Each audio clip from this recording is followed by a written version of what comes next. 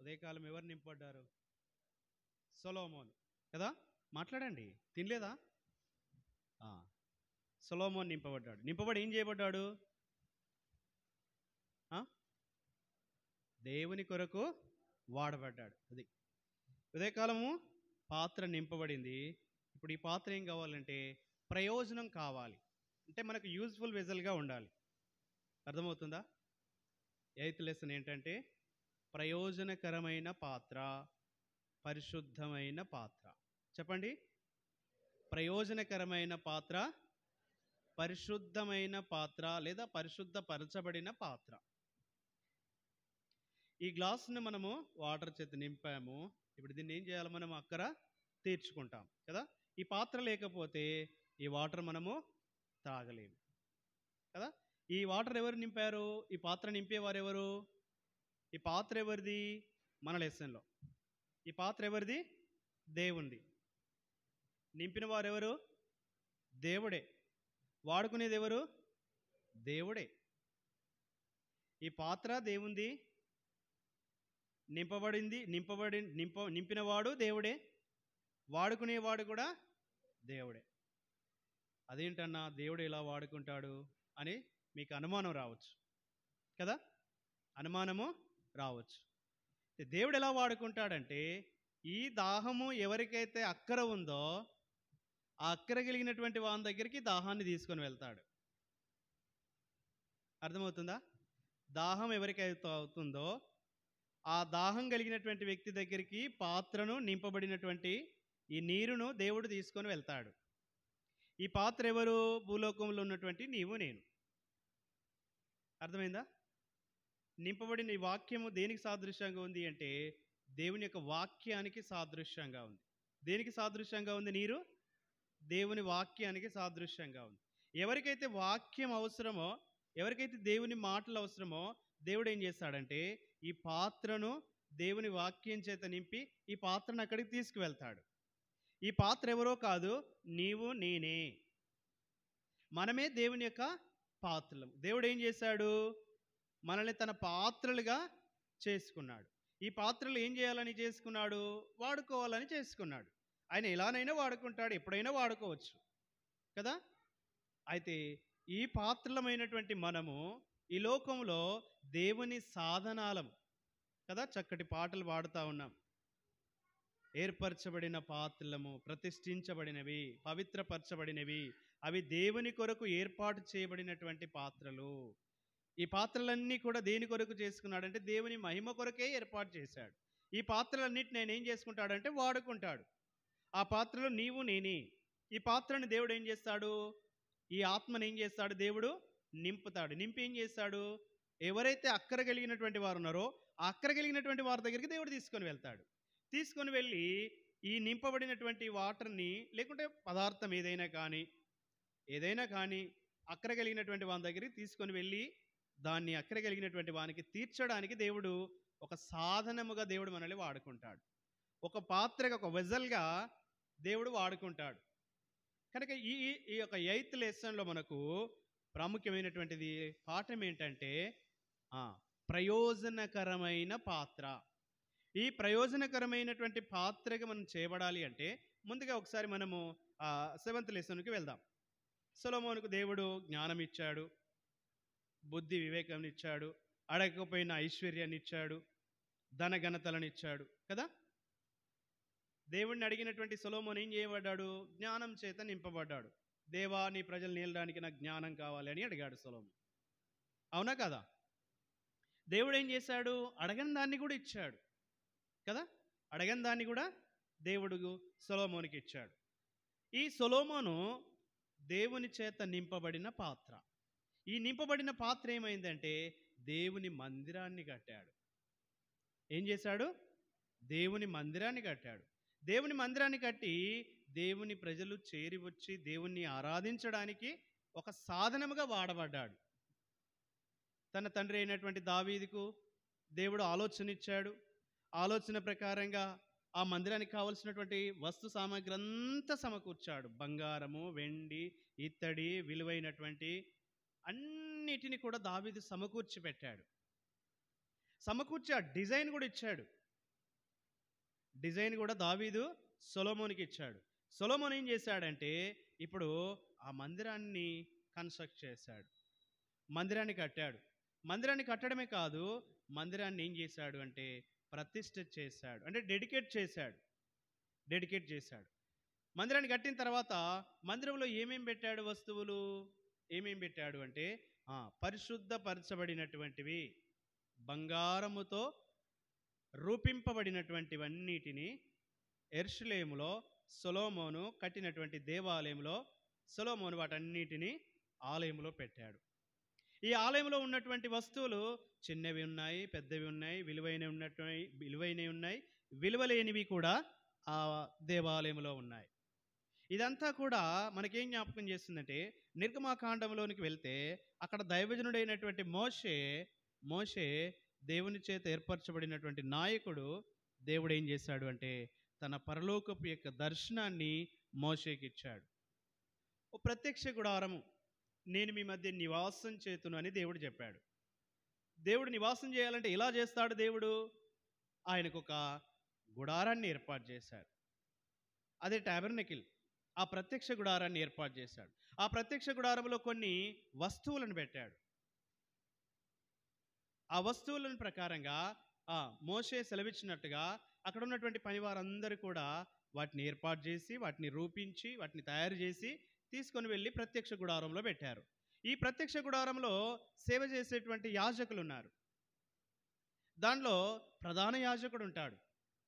ఈ ప్రధాన యాజకుడు ఏం చేస్తాడు అంటే తన పాపముల కొరకు, తన కుటుంబంలో ఉన్నటువంటి వారి పాపముల కొరకు, ప్రజలందరి పాపముల కొరకు, ఇశ్రాయేలుల పాపములందరి కొరకు ప్రాయశ్చిత్తముగా ఒక నిర్దోషమైనటువంటి గొర్రెను వధించి దాని రక్తాన్ని చేతపట్టుకొని ప్రతిష్ఠిత వస్త్రములు ధరించుకొనిన వాడై ఆయన ఏం చేస్తాడు అంటే ఆ పరిశుద్ధ స్థలములో గుండా బయలు వెళ్ళి అతి పరిశుద్ధ స్థలములో ప్రవేశించి దేవునికి ఆ యొక్క కరుణాపీఠం మీద, మర్సీ ఆఫ్ కరుణాపీఠం మీద, ఆ కరుణాపీఠం మీద, ఆ కెరూబుల మధ్య మీద నివాసి అయినటువంటి ఆ దేవుని మీద ఆ యొక్క రక్తాన్ని ప్రోక్షించేవాడుగా ఉంటాడు. ప్రోక్షించిన తర్వాత ఆయన తిరిగి బయటకు వచ్చినప్పుడు ఇశ్రాయేలీయులు ఎంతో సంతోషించేవారు. ఎందుకంటే దేవుడు మా పాపములను క్షమించాడు, మా పాపములన్నిటి దేవుడు కప్పివేశాడు అని చెప్పి సంతోషంగా ఉండేటువంటి వారు. ఒకవేళ ఈ హై ప్రీస్ట్ గనుక, ప్రధాన యాజకుడు గనుక అతి పరిశుద్ధ స్థలంలోనికి వెళ్ళి అర్పించబడినటువంటి అర్పణను దేవుడు అంగీకరించకపోతే యాజకుడు అక్కడే చనిపోయేటువంటి వాడు. అప్పుడు ఇశ్రాయేలీయులందరూ కూడా దుఃఖముఖులై ఏడ్చేటువంటి వారు. దేవుడు మమ్మల్ని క్షమించలేదు, మా అర్పణ దేవుడు అంగీకరించలేదని దుఃఖించేటువంటి వారు.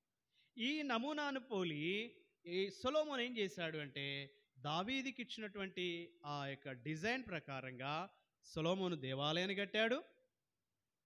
ఆ దేవాలయంలో కొన్ని వస్తువులను కూడా పెట్టాడు. ఈ వస్తువుల సంగతి ఏంటో ముందుకెళ్ళాక నేను చెప్తాను. ప్రయోజనకరమైన పాత్ర.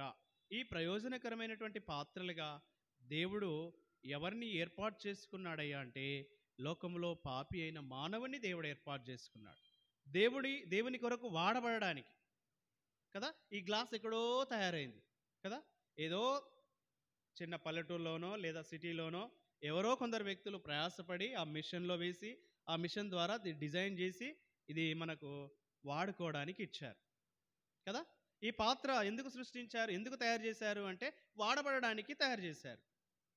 ఈ వస్తువును తయారు చేసి ఎవరైనా షో కేసులో పెట్టుకుంటారా? పెట్టుకోరు కదా. దేవుడు కూడా అంతే కదా. ఇందాక మన మన యొక్క VBS సాంగ్ సీట్లో ఉన్నాయి కదా, సాంగ్ నెంబర్ 3, కుమ్మరి ఓ కుమ్మరి జగదుత్పత్తి దారే జిగట మన్నైన నా వంక చల్లగా చూడుమయ్యా, జిగట మన్నైన నా వంక చల్లగా చూడుమయ్యా. ఏం చేశాడు కుమ్మరి? పాత్రను చేశాడు. ఈ భక్తుడు ఆ కుమ్మరితో మాట్లాడుతూ ఉన్నాడు, ఆ కుమ్మరిని అడుగుతా ఉన్నాడు, నేను జిగటమన్నిని. దేవుడు ఏం చేశాడు? ఆదికాండం 2వ అధ్యాయంలో నేల నుండి మట్టిని తీసుకొని ఆ దేవుని పోలికలో, దేవుని స్వరూపమందు దేవుడు నిన్ను నన్ను చేశాడు. చేసి ఏం చేశాడు? మానవునికి అప్పటికి ప్రాణం లేదు, ప్రాణం లేదు. దేవుడు దేవుని పోలికలో మట్టిని తీసుకొని రూపాన్ని ఏర్పాటు చేశాడు. ఇప్పుడు దేవుడు ఏం చేశాడంటే మానవుని యొక్క నాసికా రంధ్రం అంటే ముక్కులో దేవుని యొక్క జీవాన్ని, దేవుని యొక్క ఊపిరిని పోశాడు. ఆ ఊపిరే నీవు నేను. ఈ లోకంలో ఉన్న మానవులందరూ కూడా దేవుని యొక్క జీవమై ఉన్నాం. కాబట్టి ఆ కుమ్మరుడికి పోల్చి ఈ భక్తులు పాట రాశారు. కాబట్టి ఈ పాత్ర ఏమని చెప్తా ఉంది దేవునికి? ఆ కుమ్మరితో ఏమనమంటుందంటే నన్ను పారవేయకు, నన్ను వాడుకో కదా.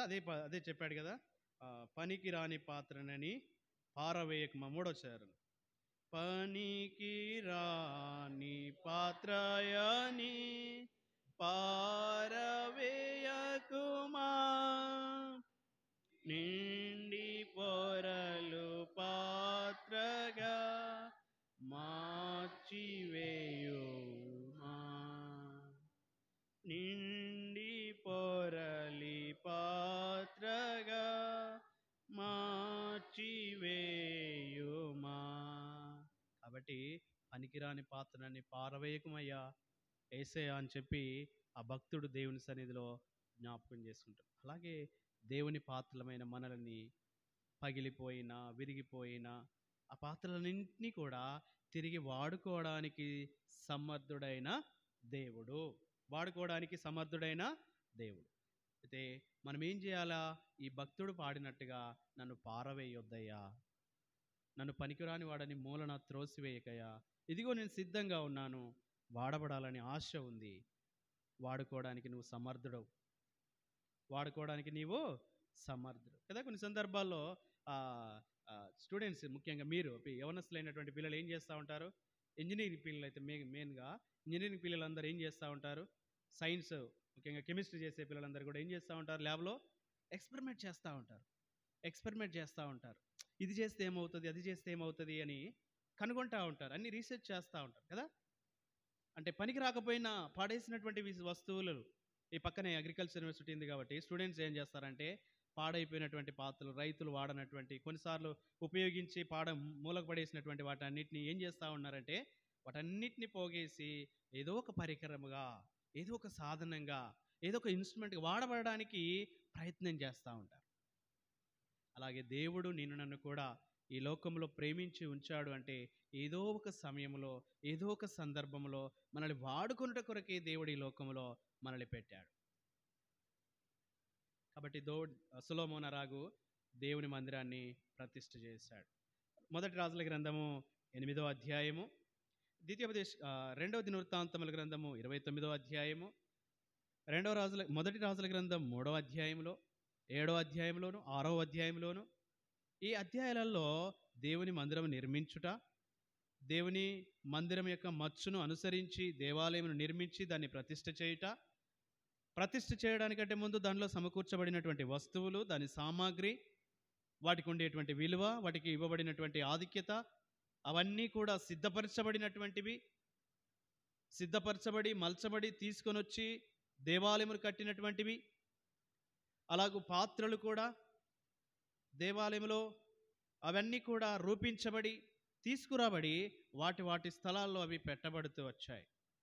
ఈ ప్రత్యక్ష గుడారములో కొంత సైజు పరిమాణం తక్కువగా ఉంది. అయితే యెరూషలేములో ఉన్నటువంటి పాత్రలు కొంచెం పరిమాణం, ఆ సైజు కొద్దిగా పెద్దగా ఉంది. సరే, మెట్టుకేమైనప్పటికీ ఈ యొక్క ప్రత్యక్ష గుడారములో వాడబడినటువంటి పాత్రలు ప్రయోజనకరమైన పాత్ర, పరిశుద్ధమైన పాత్ర లేదా పరిశుద్ధపరచబడినటువంటి పాత్ర. ఎలా సాధ్యమవుతుంది? ఈ పాత్రల దగ్గరికి వస్తే కొంచెం డిమ్గా కర్టెన్స్ క్లోజ్ చేసి ఫోన్ ఇక్కడ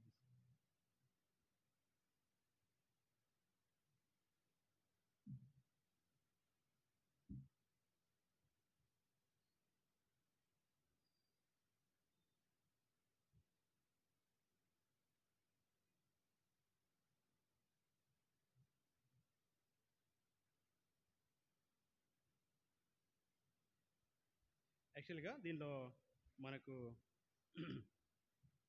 ఒక ఆర్డర్ లేదు. ఇక్కడ నేను చెప్తాను చూడండి. లైట్ డిమ్ చేయండి చింటూ, డిమ్ చేయండి, దించండి, కట్టెన్ కిందికి దించండి. ప్రత్యక్ష గుడారం, టాబర్నకిల్. ఈ ప్రత్యక్ష గుడారంలో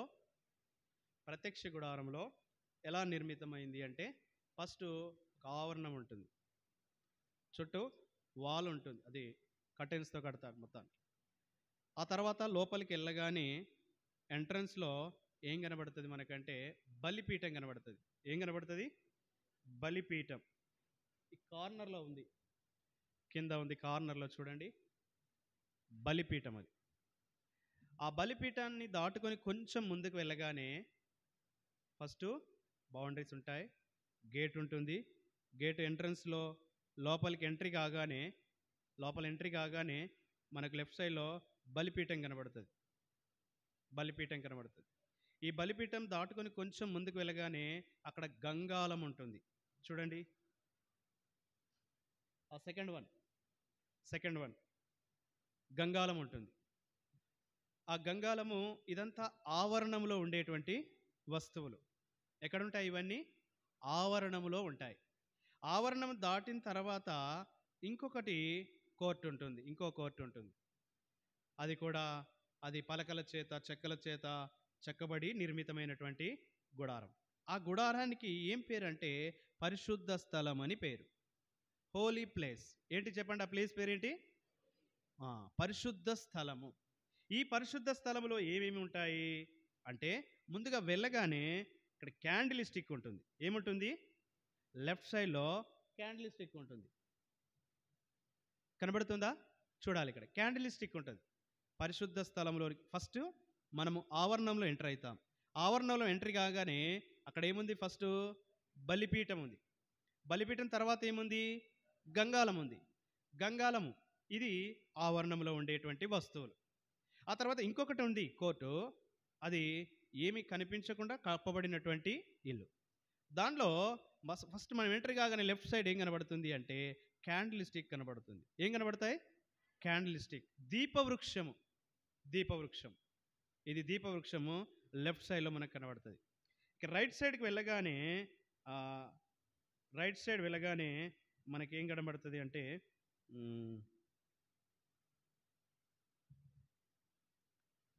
క్యాండిల్ స్టిక్ కింద ఉంది చూడండి, బల్ల. అది సముఖపు బల్ల లేదా సన్నిధి రొట్టెలు ఉంచు బల్ల. చెప్పండి, అదేంటిది? సముఖపు బల్ల లేదా సన్నిధి రొట్టెలు ఉంచు బల్ల.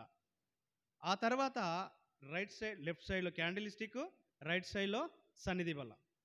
ఇది దాటుకొని ఇంకొంచెం ముందుకు వెళ్ళగానే మనకేం కనబడుతుందంటే దీపవృక్షం కనబడుతుంది. ఏం కనబడుతుంది? క్షమించండి, ధూపవేదిక. ఏం కనబడుతుంది అక్కడ? ధూపవేదిక. ఇది జూమ్ అవ్వట్లేదురా, ఇది ధూపవేదిక పక్కన ఉంది కదా, ధూపవేదిక. ఇది పరిశుద్ధ స్థలము క్లోజ్ అయిపోతుంది. ఏమేమి ఉన్నాయి పరిశుద్ధ స్థలంలో? దీపవృక్షం ఉంది ఎడమవైపు, కుడివైపు సన్నిధి రొట్టెల బల్ల ఉంది, సముఖ బల్ల ఉంది. తర్వాత ముందుకెళ్ళిన తర్వాత ఫ్రంట్లో ధూపవేదిక ఉంది. ఇది పరిశుద్ధ స్థలం, హోలీ ప్లేస్. ఇది కంప్లీట్ అయిపోయింది.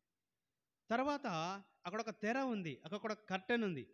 పరిశుద్ధ స్థలానికి, అతి పరిశుద్ధ స్థలానికి, మోస్ట్లీ హోలీ ప్లేస్, అతి పరిశుద్ధమైన స్థలం. ఆ అతి పరిశుద్ధ స్థలంలో ఏముంది అంటే కరుణాపీఠం ఉంది. చూడండి,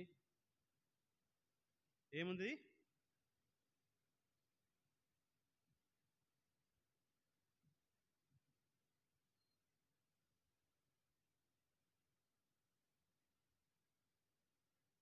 ఇక్కడ ఉంది చూడండి, కరుణాపీఠం.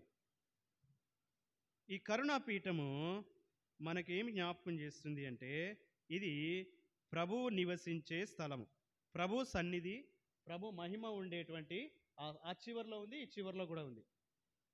ఇది ప్రభు మహిమ నివసించేటువంటి స్థలం. ఇవి ఎన్ని వస్తువులు ఉన్నాయి లెక్క పెట్టండి ముందు. బలిపీఠము, గంగాళము, ధూపవేదిక, ఆ, దీపవృక్షము, తర్వాత సన్నిధి బల్లలో రొట్టె ఉంచు బల్ల, ధూపవేదిక, తర్వాత కెరూబులు లేదా కరుణాపీఠం. కరుణాపీఠం ఈ వస్తువులన్నీ కూడా మనకేం చూపిస్తూ ఉన్నాయంటే ప్రభువైన యేసుక్రీస్తు వారిని చూపిస్తూ ఉన్నాయి. ప్రయోజనకరమైన పాత్ర లేదా పరిశుద్ధమైన పాత్ర.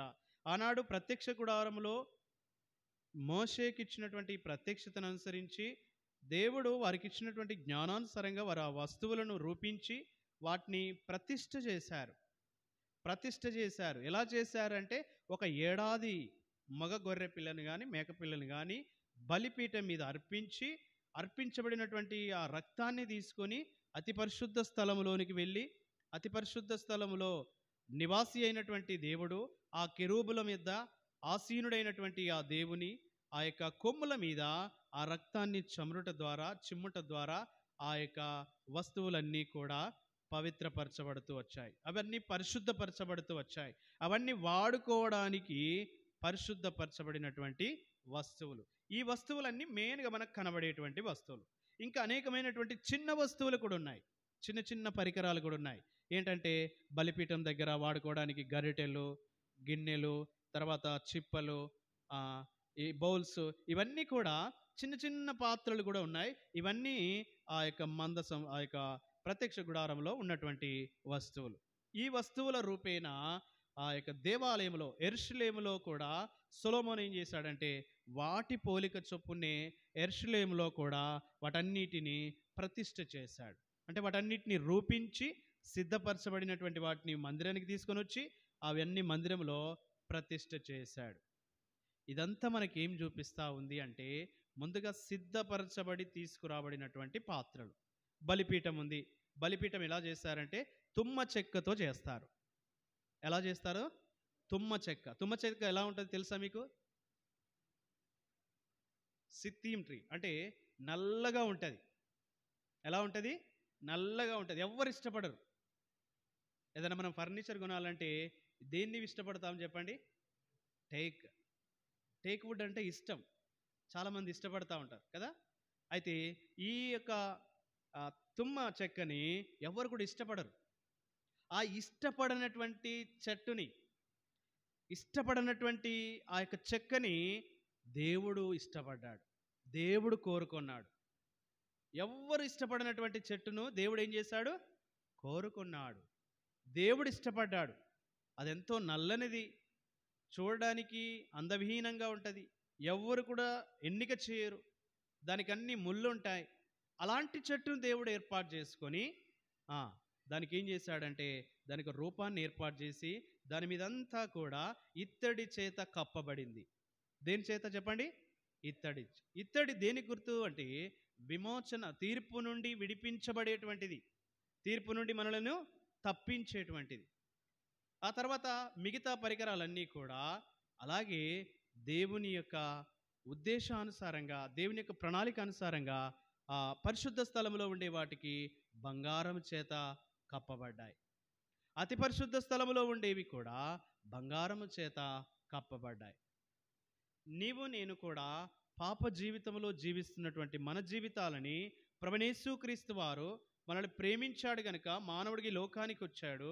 మనల్ని వాడుకునే పాత్రలుగా, ఒక ప్రయోజనమైనటువంటి పాత్రగా ఉండడానికి కొరకు యేసు ప్రభువు మన కొరకే బలి అయిపోయినాడు. ఈ బలిపీఠం మీద బలి అర్పించాలి. ఏ బలి అర్పించాలి?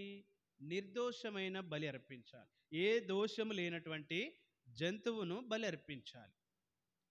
ఈ లోకంలో ఏ మానవుడు కూడా, దేవుని వాక్యం సెలవిస్తూ ఉంది కదా, రోమీయులకు రాసిన పత్రిక 3వ అధ్యాయం 27వ వచనంలో, ఏ భేదము లేదు, అందరూ పాపము చేసి దేవుడు అనుగ్రహించు మహిమను పొందలేకపోతున్నారు. అందరూ పాపం చేశాం కాబట్టి మానవులందరి కొరకై పరిశుద్ధుడైన దేవుడు పరలోకము నుండి వచ్చి ప్రాణం పెట్టాడు. ఆయనే బలి అయిపోయినాడు. హెబ్రీ రాసిన పత్రిక 9వ అధ్యాయం 27వ వచనంలో చూస్తే అక్కడ కొన్ని వచనాలు మనకు జ్ఞాపకం చేయబడతాయి. ఆయన ఎవరో కాదు, ఆయన ప్రధాన యాజకుడుగా మన కొరకు ఈ లోకానికి వచ్చి కలవరి శిలువలో ప్రాణం పెట్టాడు. ఈ బలిపీఠం మీద అర్పించబడేటువంటి నిర్దోషమైనటువంటి గొర్రె. అందుకేమో యోహాను సువార్త 1:29 ఇదిగో లోక పాపమును మోసుకొని పోవు దేవుని గొర్రెపిల్ల, దేవుని గొర్రెపిల్ల, దేవుని గొర్రెపిల్లగా ఈ లోకంలో మన కొరకై ఆయన మరణించాడు. ఆ పరిశుద్ధ స్థలములో ఆయన మనకు ప్రవేశం కల్పించాడు. అపవిత్రులమైనము పాపులమైన మన కొరకు ఆ పవిత్రుడైన దేవుడు ఆయన రక్తాన్ని మన కొరకు చిందించడం ద్వారా, మనమైన బిడ్డలం అవుట ద్వారా ఈ అయోగ్యమైనటువంటి, పలిగిపోయినటువంటి, ఎన్నికలైనటువంటి ఈ పాత్రలమైనటువంటి మనలను ఆయన ప్రయోజనకరమైన పాత్రగా, అర్హమైన పాత్రగా వాడుకోవడానికి దేవుడు ఇష్టపడ్డాడు. కనుక ఈ బలి ఎవరో కాదు, బలిపీఠం ఎవరిదో కాదు, ప్రభువైన యేసుక్రీస్తు వారే మన కొరకు కలవరి శిలువలో ప్రాణం పెట్టాడు. ఆ తర్వాత ముందుకెళ్ళిన తర్వాత ఉండేటువంటి రెండవ వస్తువు ఏంటంటే గంగాళం. ఏంటిది? గంగాళం. ఈ గంగాళములో నీరు చేత నింపబడి ఉంటుంది. ఏముంటుంది? నీరంతా అంచుల మట్టుకు నింపబడి ఉంటుంది. యాజకులు దేవునింట్లో సేవ చేయడానికి వచ్చినప్పుడు వారు కాళ్ళు చేతులు కడుక్కొని వారు పరిశుద్ధ స్థలంలోనికి వెళ్ళాలి. ఏం చేయాలి? వాళ్ళు కాళ్ళు చేతులు కడుక్కొని పరిశుద్ధ స్థలంలోనికి వెళ్ళాలి. ఇది మనకేం జ్ఞాపకం చేస్తుందంటే ఆ నీరు దేవుని యొక్క వాక్యమే. ప్రభువైన యేసుక్రీస్తు వారి యొక్క రక్తము ద్వారా కడగబడుట ద్వారా మనం పరిశుద్ధపరచబడిన వారం అవుతాం. మొదటి యోహాను పత్రిక 1:7 యేసు రక్తము ప్రతి పాపమును కడిగి పవిత్రులుగా చేస్తుంది, పరిశుద్ధులుగా చేస్తుంది, నీతిమంతులుగా తీరుస్తుంది. ఆ గంగాళములో ఉన్నటువంటి నీరు దేవుని వాక్యము. దేవుని వాక్యానికి ఎప్పుడైతే విధేయత చూపుతామో, రోమీయులకు రాసిన పత్రిక 10వ మనం చూస్తాం కదా, వినుట ద్వారా విశ్వాసం కలుగుతుంది. ఆ విశ్వాసము నోటితో ఒప్పుకొనుట ద్వారా మనలో రక్షణ కార్యం ఆరంభమవుతుంది. అంటే ఇదంతా ఏం చెప్తా ఉన్నాడంటే దేవుని వాక్యానికి ఎవరైతే విధేయత చూపుతారో వారు రక్షింపబడతారు, వారు పరిశుద్ధపరచబడతారు, వారు దేవుని చేత వాడబడతారు. ఈ గంగాళంలో ఉన్నటువంటి నీరు దేవుని వాక్యము.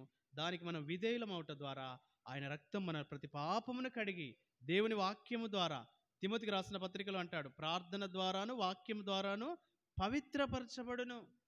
దేవుని వాక్యానికి మనం విధేయత చూపిస్తే మనం పవిత్రపరచబడతాం. ఆయనకు విధేయులమవుతే మనం పరిశుద్ధులమవుతాం. ఆ తర్వాత పరిశుద్ధ స్థలంలో ఆవరణంలోనికి వచ్చినటువంటి వాడు బలి లేకుండా, గంగాళం లేకుండా పరిశుద్ధ స్థలంలో ప్రవేశించరాదు.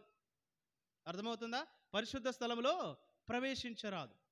పరిశుద్ధ స్థలంలో ప్రవేశించాలి అంటే ఈ బలిపీఠాన్ని, గంగాళాన్ని దాటుకొని వెళ్ళాలి, బలర్పించబడాలి, తర్వాత కాళ్ళు చేతులు కడగబడాలి. అప్పుడే యాజకులు పరిశుద్ధ స్థలంలో సేవ చేయడానికి వెళ్ళే అవకాశం ఉంది.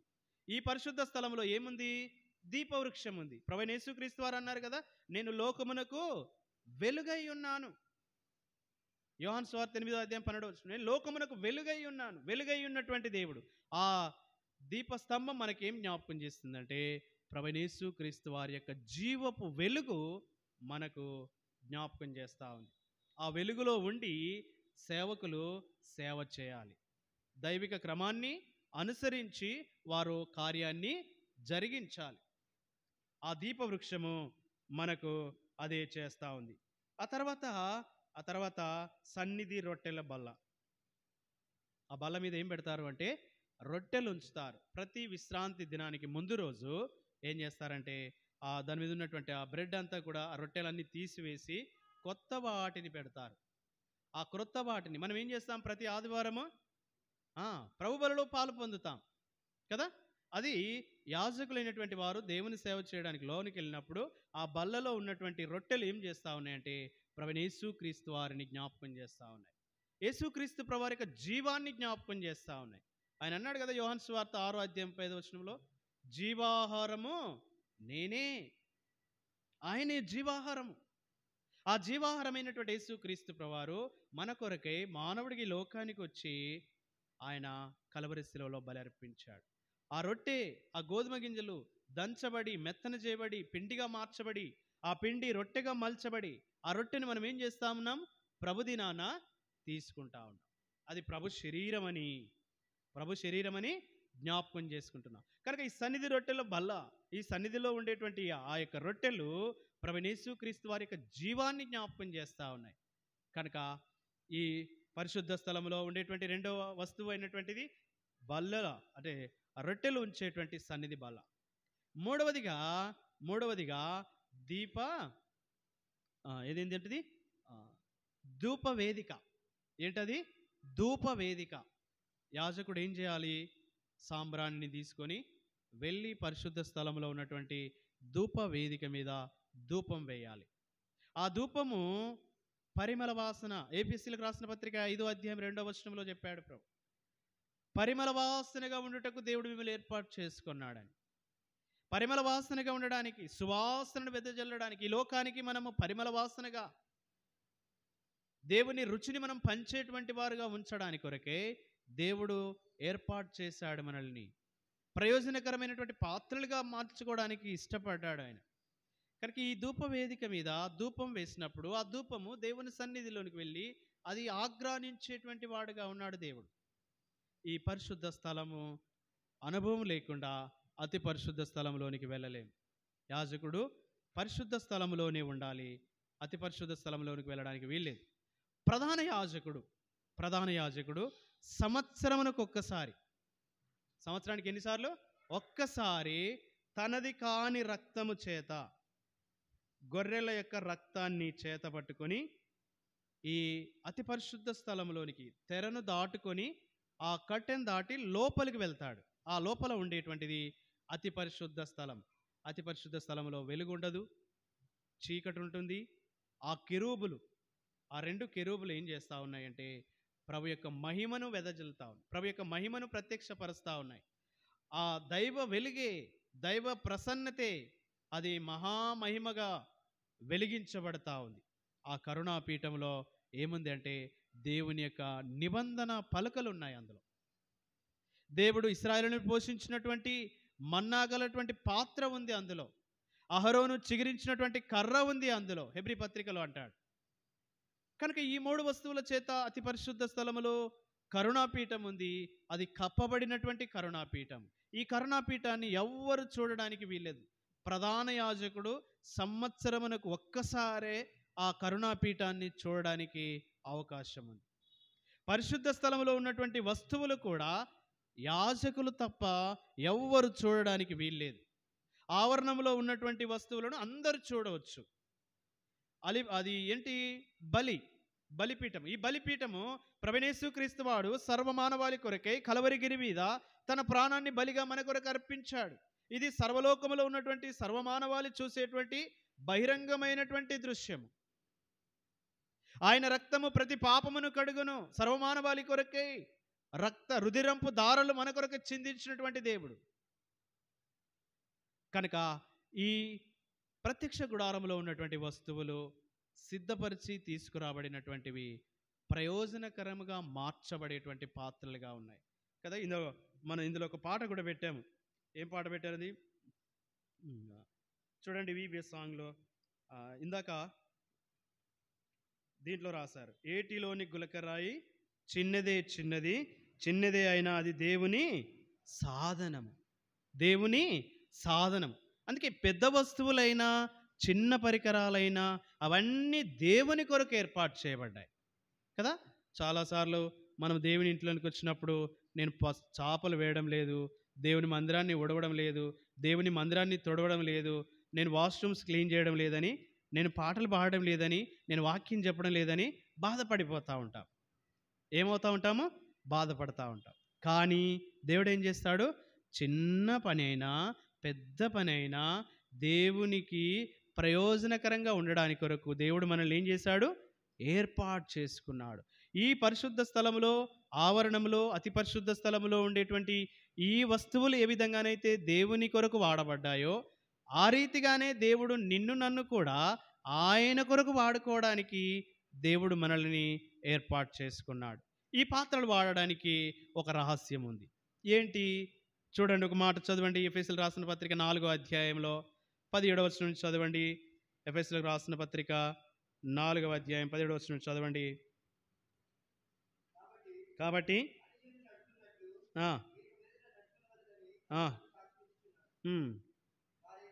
ఆ, ఆ, ఆ, ఆ. అదే చదువుతున్నా. ఎఫెసీయులు రాసిన పత్రిక, క్షమించండి వచనం వేరనుకుంట. ఎఫెసీయులు రాసిన పత్రిక 4వ అధ్యాయము ఆ,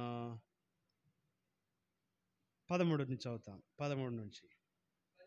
పరిశుద్ధులు సంపూర్ణులగినట్లు క్రీస్తు శరీరము క్షేమాభివృద్ధి చెందుటకును పరిచర్య ధర్మము జరుగుటకును ఆయన కొందరిని ఆ చూడండి, ప్రయోజనకరమైన పాత్రగా వాడడానికి దేవుడు ఏం చేశాడంట, కొన్ని సాధనాలు ఏర్పాటు చేసుకున్నారు. ఎవరెవరు అంట వారు?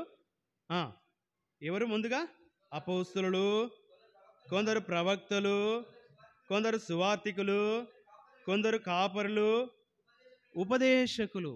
ఇలాగ దేవుని యొక్క సంఘము అంటే దేవుని కొరకు ఏర్పాటు చేయబడినటువంటి ఈ సంఘాన్ని దేవుడు క్షేమము కలగజేయడానికి కొరకు ఈ పెద్దలైనటువంటి వారిని దేవుడు ఏర్పాటు చేసుకుంటాడు. ఎవరెవరిని చెప్పండి? అపోస్తులను, ప్రవక్తలను, సువార్తికులను, కాపరులను, ఉపదేశకులను. సంఘంలో పెద్దలు ఉంటారు, పరిచారకులు ఉంటారు, దైవ సేవకులు ఉంటారు కదా, బాధ్యత కలిగినటువంటి వారు ఉంటారు కదా, అన్ని విషయాలు విచారించేవారు ఉంటారు. సంఘంలో ఇవన్నీ పాత్రలు ఉంటాయి. ఈ పాత్రలన్నీ కూడా ఏం చేస్తారు? ఈ పెద్దలు, ఉపదేశకులు, అపోస్తలులు, పరిచారకులు ఏం చేస్తారు? ఎప్పుడు ఏ పాత్ర అవసరమో ఆ పాత్రను తీసుకొని వాడుకుంటారు కదా.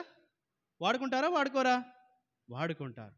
ఇప్పుడు మనం భోజనం చేయడానికి సర్వింగ్ కొరకు కూర్చున్నప్పుడు ఒకరు ఊడుస్తారు, ఒకరు చేపలు వేస్తారు, ఒకరు విస్తరాకులు వేస్తారు, ఒకరు గ్లాస్ పెడతారు, ఒకరు వాటర్ పోస్తారు, ఒకరు భోజనం వడ్డిస్తారు, ఒకరు కర్రీ కదా. అన్నీ ఒకరే చేయరు కదా. అన్నీ ఒకరే. ఒక ఒక ఒక వ్యక్తి యొక్క ఆకలి తీర్చడానికి ఇన్ని వనరులను ఉపయోగించవలసి వస్తుంది, ఇన్ని పాత్రలను వాడవలసి వస్తుంది.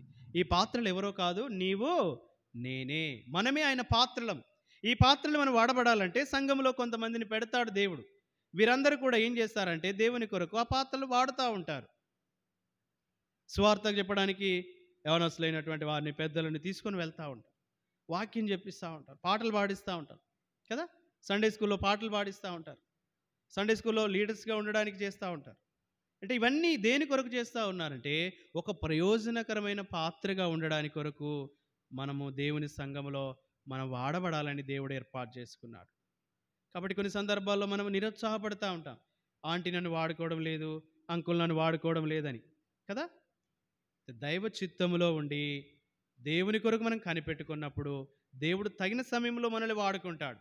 ప్రార్థనాపూర్వకంగా మనం కనిపెట్టుకునేవాళ్ళని, ప్రార్థనాపూర్వకంగా ఏం చేయాలి? కనిపెట్టుకోవాలి.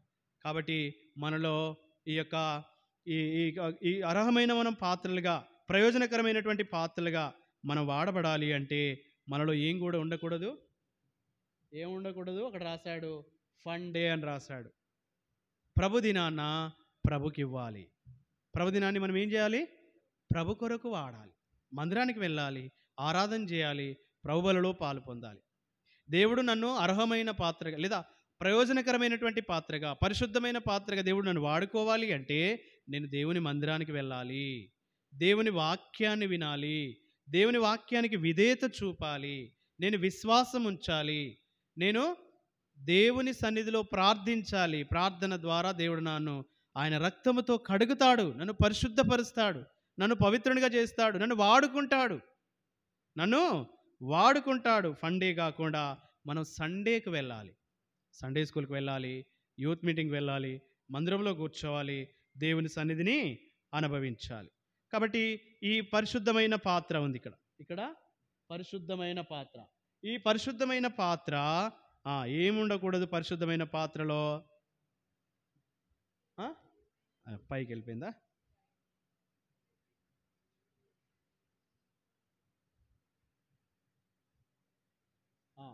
ఏముంది? సెల్ఫిష్నెస్. ఏముండకూడదు మనలో?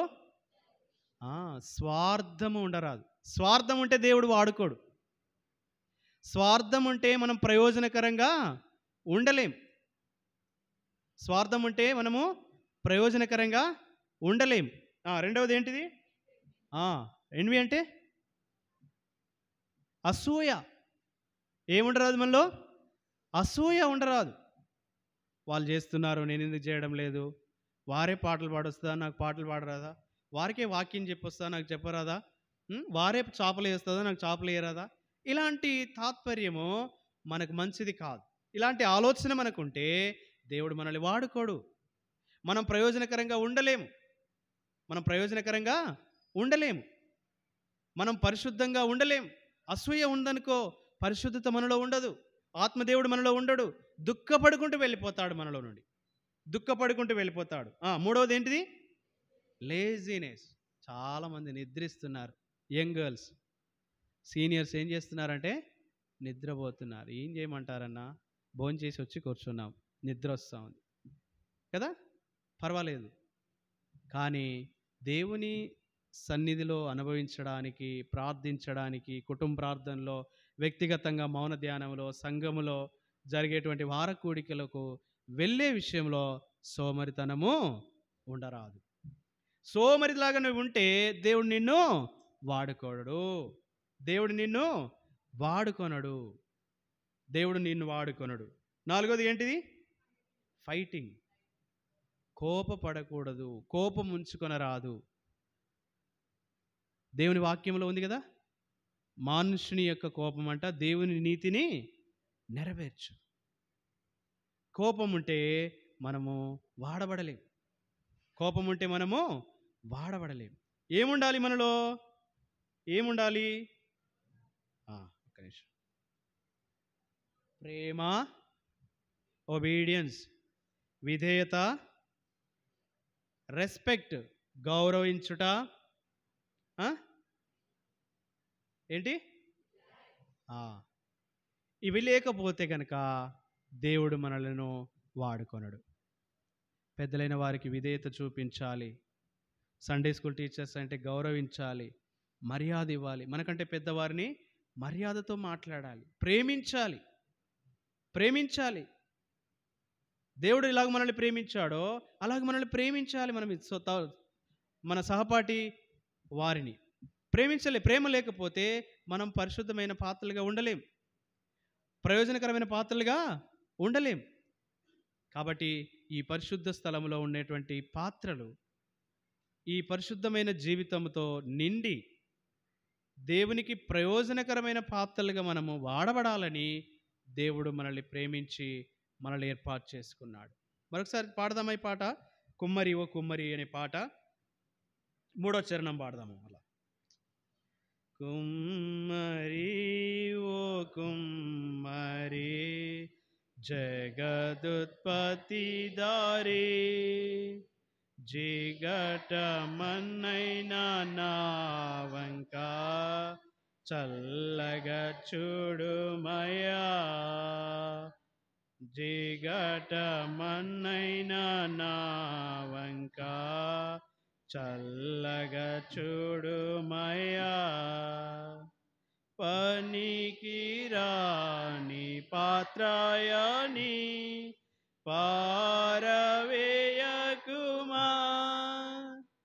నిండి పొరలి పాత్రగా మార్చివేయుమా.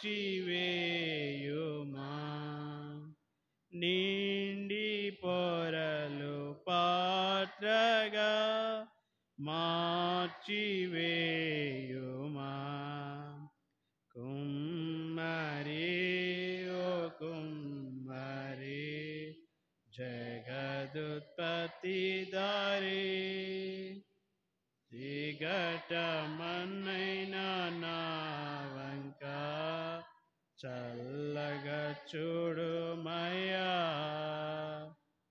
జిగటమన్నైనా నా వంక చల్లగా చూడుమయ్యా.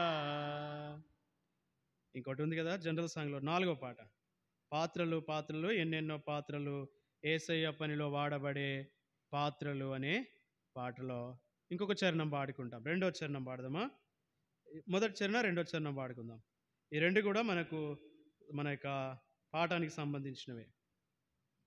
పాత్రలు పాత్రలు ఎన్నెన్నో పాత్రలు యేసయ్య పనిలో పాత్రలు, ఏ అటలు పాత్రలు, ఎన్నెన్నో పాత్రలు, యేసయ్య పనిలో వాడబడే పాత్రలు, పరిశుద్ధ పాత్రలు, పాపమే లేనివి, పరిశుద్ధ పాత్రలు, పాపమే లేనివి, ప్రభు యేసు రక్తములో శుద్ధి చేయబడినవి, ప్రభు యేసు రక్తములో శుద్ధి చేయబడినవి, పాత్రలు పాత్రలు, ఎన్నెన్నో పాత్రలు, యేసయ్య పనిలో వాడబడే పాత్రలు, యేసయ్య పనిలో వాడబడే పాత్రలు,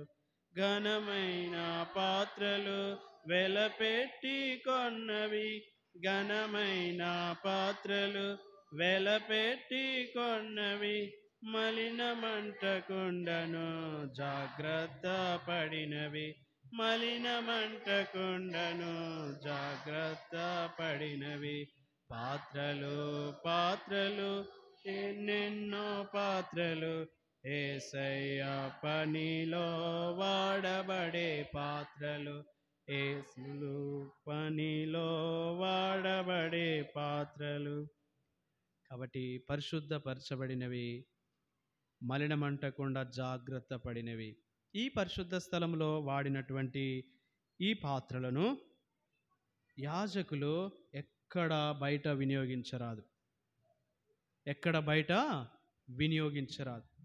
గరిటెలు కానీ, చెమ్ములు కానీ, బౌల్స్ కానీ, పెద్దవి కానీ, చిన్నవి కానీ, పరిశుద్ధ స్థలములో ప్రతిష్ఠ చేయబడినటువంటివి వేటిని కూడా బయట వాడడానికి వీల్లేదు. ఇవి ఎందుకు బయట వాడడానికి వీల్లేదు అంటే, ఇవి దేవుని కొరకు ప్రతిష్ఠ చేయబడ్డవి, దేవుని కొరకు పరిశుద్ధపరచబడ్డవి, దేవుని కొరకు వాడబడడానికి ఏర్పాటు చేయబడ్డాయి. ఇప్పుడు చెప్పండి, నీవు నేను కూడా ప్రభు యొక్క రక్తం చేత కడగబడ్డాం. ఈ పాత్రలము ఏం చేయకూడదు, ఏం కాకూడదు, బయట వాడకూడదు, బయట వాడకూడదు. భక్తులు మనము పెద్ద పుస్తకంలో పాడుకుంటాం కదా, నా కాళ్ళు చేతులెల్లా నీ సేవ కర్పింతును, నా కాళ్ళు చేతులెల్లా నీ సేవ కర్పింతును, అంగి నానాలు కానిత్యము నిన్ను స్తుతించు నిమ్మో. కాబట్టి ఇవి ఎవరి కొరకు ప్రతిష్ఠ చేయబడ్డాయి? దేవుని కొరకు ప్రతిష్ఠ చేయబడ్డాయి. ఎక్కడికి తీసుకురాబడ్డాయి? దేవాలయంలోనికి తీసుకురాబడ్డాయి. ఇవి దేవుని కొరకు మాత్రమే వాడబడాలి. ఇవి బయట వాడబడడానికి వీల్లేదు, బయట ఉపయోగించుకోకూడదు. ఇవి ప్రతిష్ఠ చేయబడ్డాయి, ఇవి పరిశుద్ధపరచబడ్డాయి, ఇవి మలినమంటకుండా దేవాలయంలోనే ఉండాలి. అంటే దేవుని సన్నిధిలోనే నీవు నేను ఉండాలి. దేవుని సన్నిధి నుండి విడిచిపెట్టి వెళ్ళిపోకూడదు. దేవుని సన్నిధి నుండి విడిచిపెట్టి వెళ్ళిపోతే ఏమవుతుంది? మలినం అంటుతుంది, మురికి అంటుతుంది, అపవిత్రులం అవుతాం, మన నీతిని పోగొట్టుకుంటాం. కనుక దేవాలయంలో దేవుని సన్నిధిని అనుభవిస్తూ మనం జీవించడం ద్వారా ఈ పాత్రలు పరిశుద్ధముగా భద్రపరచబడగలవు. కాబట్టి నాలుకను ఏం చేయాలా? ఇది దేవుని కొరకు ప్రతిష్ఠ చేయబడ్డది. నా చేతులు దేవుని కొరకు ప్రతిష్ఠ చేయబడ్డాయి, నా కాళ్ళు దేవుని కొరకు ప్రతిష్ఠ చేయబడ్డాయి, నా చెవులు దేవుని కొరకు ప్రతిష్ఠ చేయబడ్డాయి, నా కనులు దేవుని కొరకు ప్రతిష్ఠ చేయబడ్డాయి, నా తల, నా దేహంలో ఉన్న ప్రతి అవయవం అంతా కూడా నా దేవుని కొరకు ప్రతిష్ఠ చేయబడ్డాయి, ప్రతిష్ఠించబడ్డాయి, పవిత్రపరచబడ్డాయి, పరిశుద్ధపరచబడ్డాయి. కనుక ఈ ప్రతిష్ఠించినటువంటి పాత్రలు బయట వాడబడడానికి వీల్లేదు. అంటే ఈ చేతులతో ఒకప్పుడు దొంగతనం చేశాం, ఇప్పుడు పరిశుద్ధపరచబడింది ఈ చేతులు. ఈ పరిశుద్ధపరచబడినటువంటి చేతులు ఇప్పుడు ఏం చేయరాదు, మరలా దొంగతనము చేయరాదు. ఒకప్పుడు నాలుకతో అబద్ధములాడాం, ఇప్పుడు ఈ నాలుక ఏమైపోయింది? పరిశుద్ధపరచబడింది. ఈ నాలుకతో మరలా ఏం చేయరాదు? అబద్ధం ఆడరాదు. ఈ కళ్ళు ఇంతకుముందు చెడు వాటిని చూసేటువంటివి, ఇప్పుడు దేవుని యొక్క రక్తం చేత కడగబడ్డాం, పవిత్రులమయ్యాం. ఈ కనులు ఇప్పుడు ఏం చేయరాదు? చెడును చూడరాదు, బయట వాటిని చూడరాదు, బయట వాడబడరాదు. ఇది దేవుని యొక్క పాత్ర, దేవుని కొరకే వాడవలసినటువంటి పాత్ర. ఇది ప్రతిష్ఠించబడినటువంటి, డెడికేట్ చేయబడినటువంటి వెజల్. కాబట్టి దేవుని కొరకే మనం జీవించాలి. ఆ పవిత్రమైన జీవితం జీవించడానికి కొరకు మనము దేవుణ్ణి అడగాలి, ప్రార్థన చేయాలి. అప్పుడు దేవుడు మనకు సహాయం చేస్తాడు. చదవండి, కంటత వాక్యం చదవండి. ఎఫెసీయులకు రాసిన పత్రిక 1వ అధ్యాయము 5వ వచనం. ఎఫెసీయులకు రాసిన పత్రిక 1వ అధ్యాయము 5వ వచనం.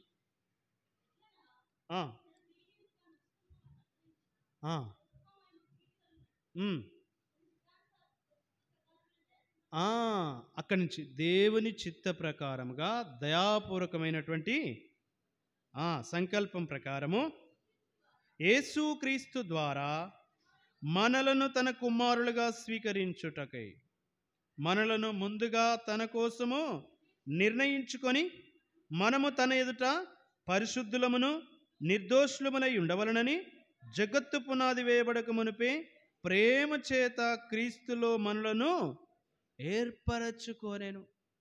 మన థీమ్ అదే కదా, దేవుడు మిమ్మును ఏర్పరచుకోనేను. జగత్తు పునాది వేయబడక మునిపే క్రీస్తు ప్రభులో మనలను ఏర్పరచుకున్నాడు. ఇది దేవుని దయాపూర్వకమైన సంకల్పం. ఇది దేవుని యొక్క చిత్తము. అనేకులకి చిత్తము ఈ యొక్క ఆధిక్యత లేదు. దేవుని సన్నిధిలో కూర్చునేటువంటి భాగ్యం లేదు. లోకంలో ఎంతోమంది ఉన్నారు, దౌర్భాగ్యులుగా జీవిస్తూ ఉన్నారు. అయితే దేవుడు మనకు గొప్ప ఆధిక్యత ఇచ్చాడు. కాబట్టి పరిశుద్ధమైన పాత్రలుగా ఉండడానికి ప్రతిష్ఠించబడినటువంటివి దేవాలయాలకు తీసుకురాబడ్డాయి. ఇవి బయట వాడబడడానికి వీల్లేదు. బయట వాడబడితే ఏమవుతాయంటే అపవిత్రమవుతాయి, మలినమవుతాయి, విరిగిపోతాయి, చిల్లుబడిపోతాయి. కాబట్టి ఆ విరిగిపోకుండా, చిల్లుబడకుండా, అపవిత్రం కాకుండా, ఆ మురికి మలినం అంటకుండా దేవుడు నన్ను ప్రేమించి రక్షించాడు పాపము నుండి. నా కొరకే కలవరి శిలువలో ప్రాణం పెట్టి సమాధి చేయబడి తిరిగి లేచాడు. నన్ను పరిశుద్ధునిగా చేశాడు. ఆయన అన్నాడు కదా లేవియా కాండంలో, నేను పరిశుద్ధుడిని కనుక మీరును పరిశుద్ధులై ఉండును. ఆయన పరిశుద్ధమైన పాత్రలుగా మనం ఉండడానికి కొరకు ఆయన కుమారుడైన యేసుక్రీస్తు ప్రభు రక్తం మనల్ని పవిత్రులుగా చేసింది, పరిశుద్ధతనిచ్చింది. ఈ పరిశుద్ధతను కాపాడుకోవాలి. తలలు వంచండి, మోకరించండి, చిన్న ప్రార్థన చేసుకుంటాము. ఒక తీర్మానం చేసుకుందాం.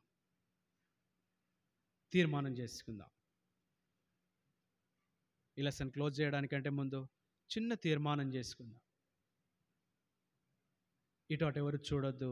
పెద్ద పిల్లలు మీరు, యవ్వన కాలంలో ఉన్నారు. లోకంలో ఎంతో మలినం ఉంది. ఇదంతా నీకు అంటకూడదు. దేవాలయానికి వచ్చావు. ఎలా వచ్చావు? సిద్ధపరచబడి వచ్చావు. ఎలా వచ్చావు? జగత్తు పునాది వేయబడ మునిపే వచ్చావు. మోకరించాలి అందరూ. ఇటువంటి చూస్తున్నారు ఇంకా. ఇది దేవుని యొక్క దయాపూర్వకమైన సంకల్పం. ఆయన దయచేత నిన్ను ఏర్పాటు చేసుకున్నాడు. బహుశా ఇంకొక దినమైతే అయిపోతుంది. ఇంకొక 2 లెసన్స్ అయితే నీ బీబీఎస్ అయిపోతుంది 2024 సంవత్సరం. వచ్చే సంవత్సరానికి నీవు ఉంటావో ఉండవో తెలియదు. నీవుంటావో ప్రభుస్తాడో తెలియదు. ఆయన రాకముందే ఈ లోకంలో నీవు ఉండగానే ఒక తీర్మానం, ఆ తీర్మానం నీకు అవసరం. యవనస్తులు, నాకు ఇంకా సమయం ఉందిలే, రక్షణ కొరకు ఇంకా సమయం ఉందిలే అని చెప్పి దాటవేయొద్దు. ఈ సమయం నీకు తిరిగి రాదు. జగత్తు పునాది వేయక మునికే ఆయన ఏర్పాటు చేసుకున్నాడు, సిద్ధపరిచాడు. ప్రవక్తలు, అపోస్తలులు, పెద్దలు, కాపర్లు, ఉపదేశకుల ద్వారా సిద్ధం చేశాడు. నిన్ను సిద్ధం చేసి పవిత్రపరిచాడు, ప్రతిష్ఠ చేశాడు. ఈ ప్రతిష్ఠ చేయబడిన పాత్ర ఆయన కొరకే వాడబడాలి.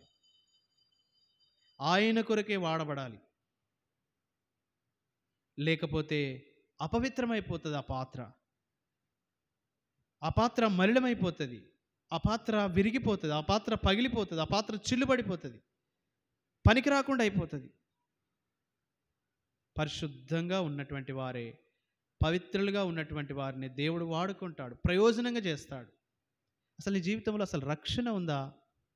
నువ్వు పరిశుద్ధపరచబడ్డావా? దేవుని పాత్రవయ్యావా? దేవుని పాత్రవు కాకుండా నువ్వు పరిశుద్ధపరచబడలేవు. దేవుని పరిశుద్ధత పొందకుండా నువ్వు వాడబడలేవు. నీ జీవితంలో పాపము నుండి విడుదల పొందితే తప్ప, దేవుని పరిశుద్ధత నువ్వు పొందితే తప్ప నువ్వు ప్రయోజనకరంగా మార్చబడలేవు. ఈ పరిశుద్ధమైనటువంటి జీవితాన్ని నీకు ఇవ్వడానికి కొరకే ఆ పరమాత్ముడి లోకానికి వచ్చి కలవరి శిలువలో ప్రాణం పెట్టి సమాధి చేయబడి తిరిగి లేచాడు. యవన చెల్లి, యవన తమ్ముడా, నీ జీవితంలో మరలా సమయాలు రాకపోవచ్చు. జీవితంతో ఆటలొద్దు. జీవితంతో ఆటలొద్దు. రేపటి దినం ఇది కాదు. నేడు అని సమయం ఉండగానే రక్షణ కొరకై తీర్మానం చేయి.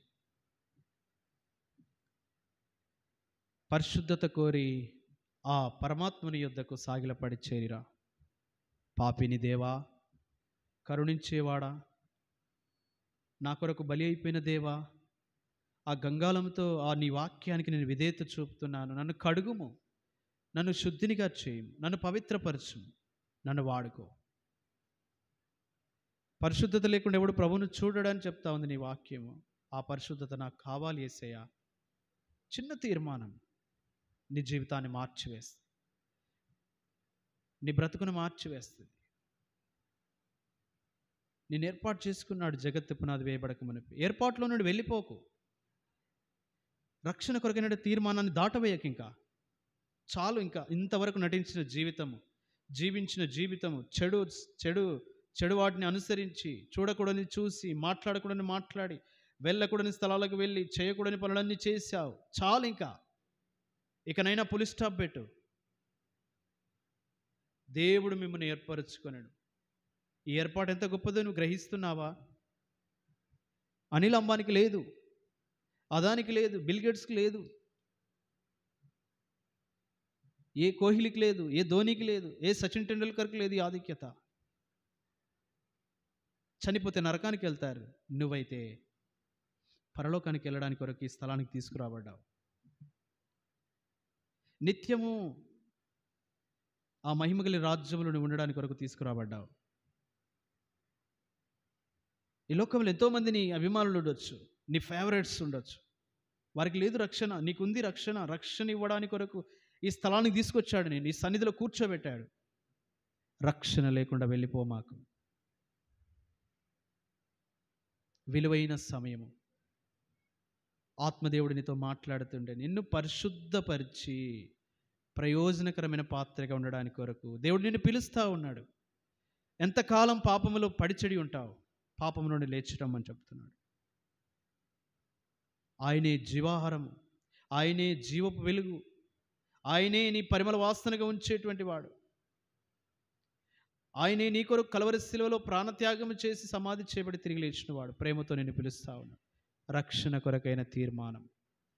నీ జీవితంలో పోరాటాలు ఉన్నాయేమో. ఒకవైపు లోకము, ఒకవైపు స్నేహితులు, ఒకవైపు ఫేవరెట్స్, ఒకవైపు లోకాశలు నిన్ను లాగుతూ ఉన్నాయేమో. ఈ వైపు ఆత్మదేవుడు నిన్ను ప్రేమిస్తూ నీ దగ్గరికి వస్తున్నాడు.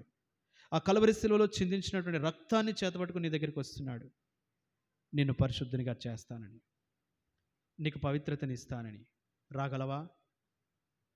ఆయన దగ్గరికి రాగలవా ధైర్యంతో? ఆ రక్తాన్ని నువ్వు ఆశ్రయించగలవా? శిలువను కోరుకొనగలవా? కోరుకునే ధైర్యం నీకుందా? ప్రభు యుద్ధకు రా. ప్రేమతో పిలుస్తున్నాడు. రక్షింపబడినటువంటి యవన సహోదరి సహోదరుడా, చెల్లి తమ్ముడు, నీ జీవితాన్ని ప్రతిష్ఠ చేశాడు దేవుడు, పరిశుద్ధపరిచాడు. వేరే వాటి కొరకు వాడరాదు.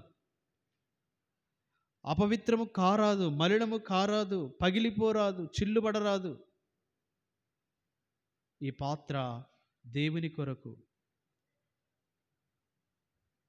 నీ కాళ్ళు దేవుని కొరకు, నీ చేతులు దేవుని కొరకు, నీ నాలుక దేవుని కొరకు, నీ కళ్ళు దేవుని కొరకు, నీ చెవులు దేవుని కొరకు, నీ దేహమంతా నీ కొరకు ప్రాణం పెట్టిన యేసు ప్రభు కొరకు ప్రతిష్ఠ చేసుకున్నాడు.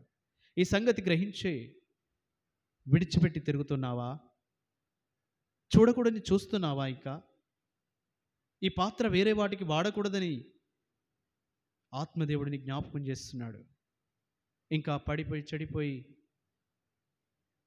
రక్షింపబడి బ్యాప్టిజం సాక్ష్యం ఇచ్చి బలలో పాలు పొందుతూ కూడా అపవిత్రమైన కార్యాలు చేస్తున్నట్లయితే నిన్ను కూడా ప్రేమతో ఆ ప్రియ ప్రభు ఆహ్వానిస్తూ ఉన్నాడు.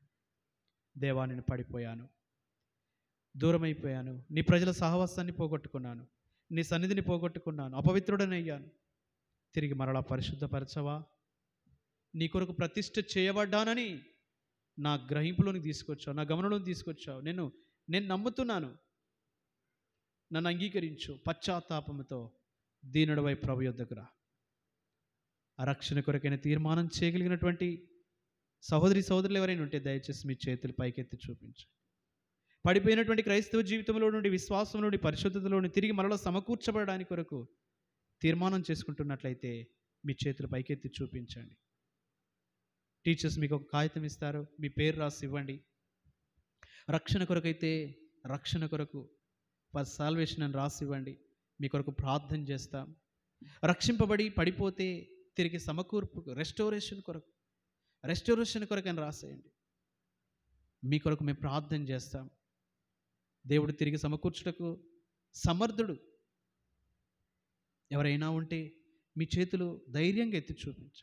భయపడకూడదు, సిగ్గుపడొద్దు. దేవుని ఎదుట సిగ్గుపడనక్కర్లేని పనివాణిగా, ప్రయోజనకరమైన పాత్రగా ఉండడానికి ఇష్టపడు. ఎవరో ఏమో అనుకుంటారని మొహమాట పడిపోదు. దయచేసి టీచర్స్ అలా తీర్మానం చేసుకున్నటువంటి బిడ్డలకు ఆ పేపర్స్ అందించండి. ప్రియమైనటువంటి యవన సహోదరుడా, సహోదరి, ఆషామాషి జీవితం కాదు, దీన్ని నిర్లక్ష్య పెట్టకు. ఒక చక్కటి తీర్మానంతో దేవుని చేత దీవించబడమని కోరుతాను. ఎవరైనా ఉంటే ఇంకా ధైర్యంగా మీ చేతులు పైకెత్తి చూపించండి. ధైర్యంగా, యవన బిడ్డలు, మీరు చిన్నవారు కాదు, రేపటి సమయం మీది కాకపోవచ్చు. 2025 VBS నీవు చూస్తావో చూడవో తెలియకపోవచ్చు.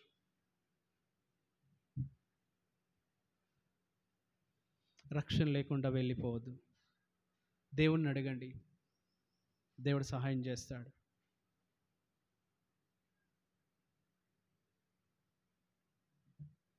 ప్రేమగల తండ్రి, మధ్యాహ్నం మేము స్తుతిస్తున్నాం.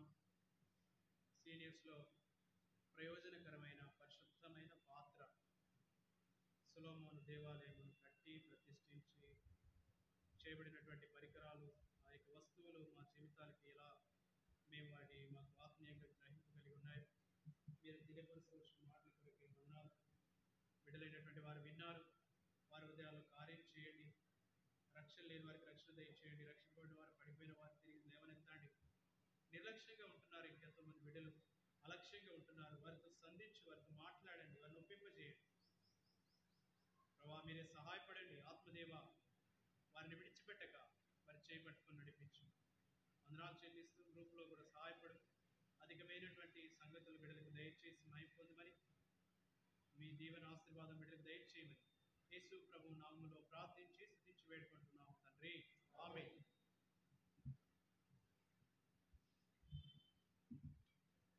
గ్రూప్స్గా కూర్చోనండి.